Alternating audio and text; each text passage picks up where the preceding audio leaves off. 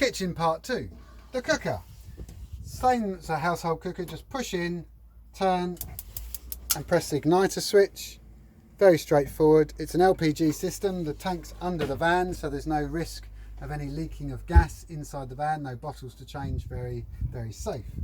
The sink, lift up the tap, works on a foot pump, which is on the right hand side. You just very straightforward pump it.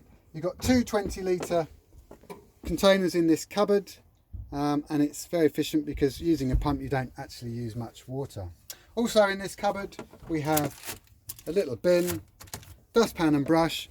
We have some cleaning stuff, all important disinfectant spray, and I keep in here the bottom half to this draining tray. The draining tray while moving is tightened up with a little screw just so it won't flop down while travelling, but when it's stationary again, this just clips on.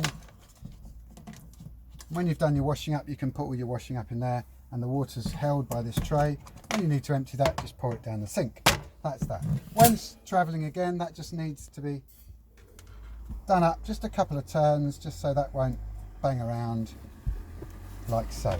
Also, when you've filled up the sink with water, you find you pull out the plug, it might not just drain away straight away because the